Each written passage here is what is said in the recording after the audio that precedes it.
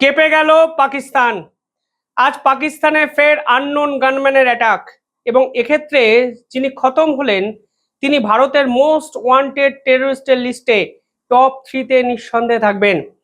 ভারতের সেই বীভৎস পুলওয়ামা হত্যাকাণ্ড, যার সঙ্গে সরাসরি পাকিস্তানের নাম জড়িয়েছিল এবং যেখানে আমরা আমাদের দেশের গর্বের 40 জন সিআরপিএফ জওয়ানকে হারিয়ে ফেলেছিলাম, সেই পুলওয়ামা হত্যাকাণ্ডের মাস্টারমাইন্ড আজকে পাকিস্তানে আননোন গানম্যান দ্বারা সম্পূর্ণ খতম হয়ে গেলেন।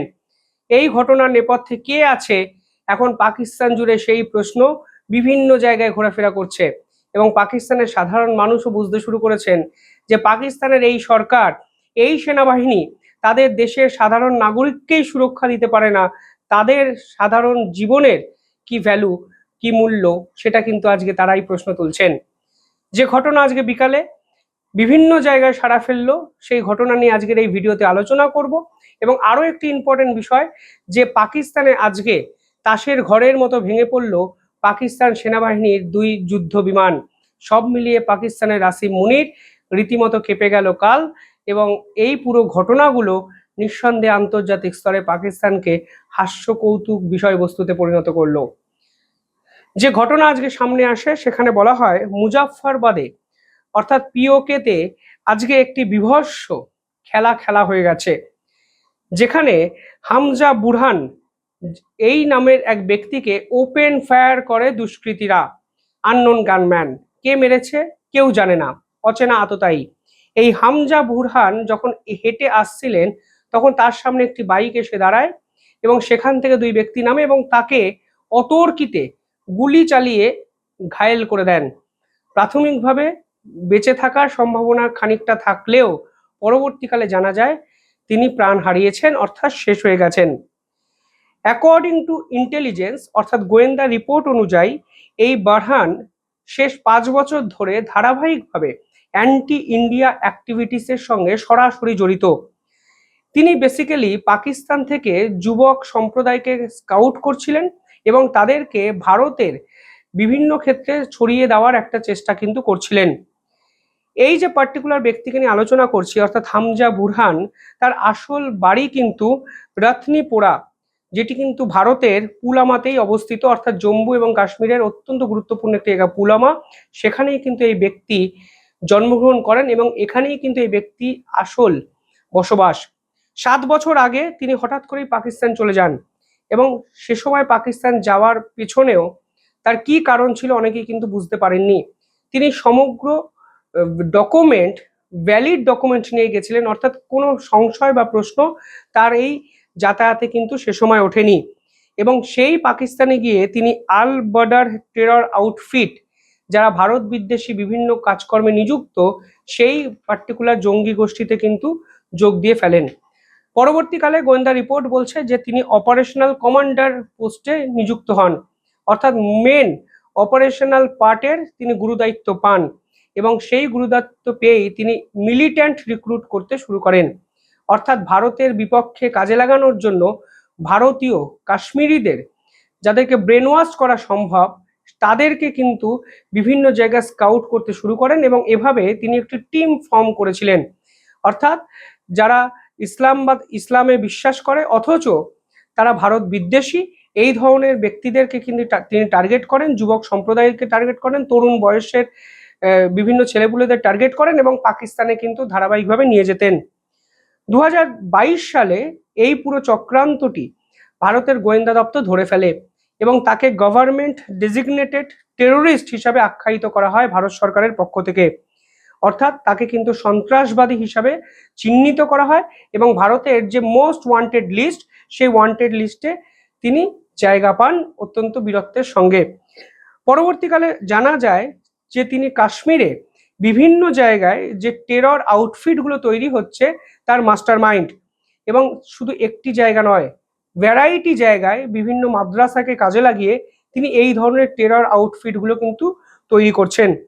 পরবর্তীকালে ডিজিটাল র্যাডিক্যালাইজেশনের মেন মাথা ছিলেন এই বুরহান, যিনি বিভিন্ন সোশ্যাল মিডিয়াকে কাজে লাগিয়ে ভারত বিদ্বেষী প্রচার, ভারত সরকারের বিরোধিতার মাধ্যমে পাকিস্তান প্রীতি এবং আস্তে আস্তে এক বড় একটা দল তৈরি করতে পেরেছিলেন যারা ভারতের বিপক্ষে বিভিন্ন ধরনের কর্মকাণ্ডে নিযুক্ত হতেন।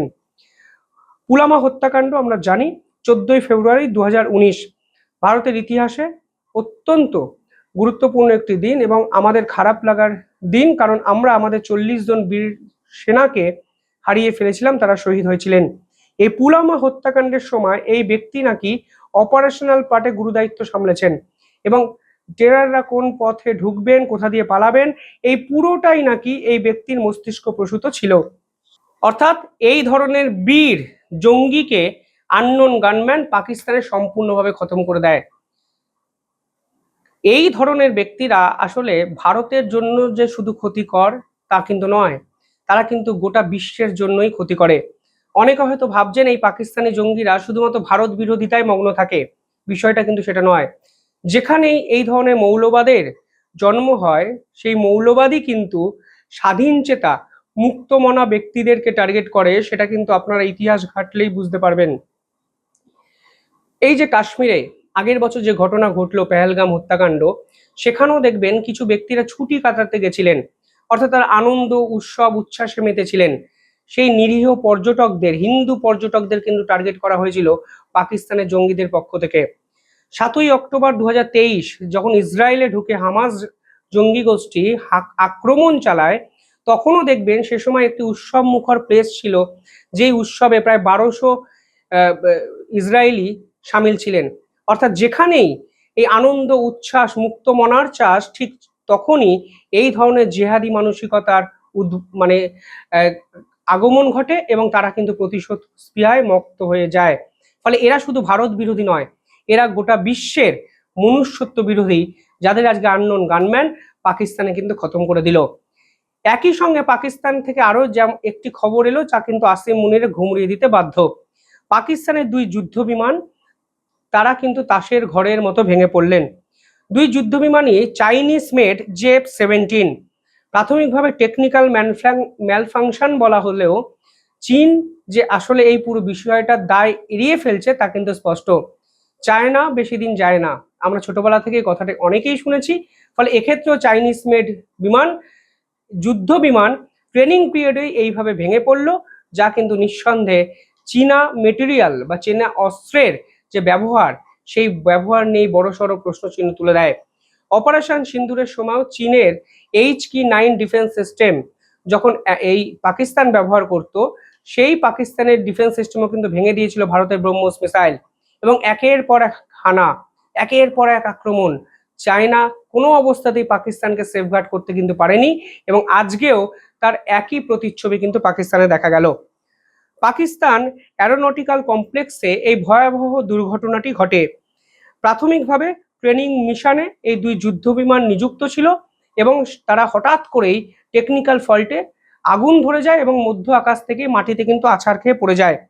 এই JF-17 বিমান নিয়ে চীন বহু বিজ্ঞাপন করেছিল অতীতে। এটি কিন্তু পাকিস্তান এবং চাইনিজ চেংডু এয়ারক্রাফট যে কর্পোরেশন আছে, তারা কিন্তু একত্রে বানিয়েছিল। এই পার্টিকুলার বিষয়টি একাধিক প্রশ্নচিহ্ন তুলে দেয়। প্রথম হলো সেফটি স্ট্যান্ডার্ড প্রোটোকল, এই বিষয়ে এক প্রশ্নচিহ্ন তুলে দিচ্ছে। মেনটেনেন্স প্রোটোকল নিয়ে বড়সড় প্রশ্নচিহ্ন তুলে দিচ্ছে এবং চায়নার উপর লং টার্ম ডিপেন্ডেন্সি আসলে যে কোনো দেশকে বিপদে ফেলতে পারে, তারও কিন্তু একটা আভাস আজকের এই ঘটনা কিন্তু দিল। সব মিলিয়ে যারা ভারতকে প্রতিনিয়ত পরমাণু বোমাতে উড়িয়ে দেওয়ার হুঁশিয়ারি দেয়, তারা নিজেদের দেশকেই রক্ষা করতে পারছে না, তাদের দেশের অ্যাসেট হামজার মতো জঙ্গি তাদেরকে রক্ষা করতে পারছে না, একই সঙ্গে তাদের মিলিটারি অত্যন্ত গুরুত্বপূর্ণ অস্ত্র ইকুইপমেন্ট JF-17 ফাইটার জেট, সেটাকেও রক্ষা করতে পারছে না।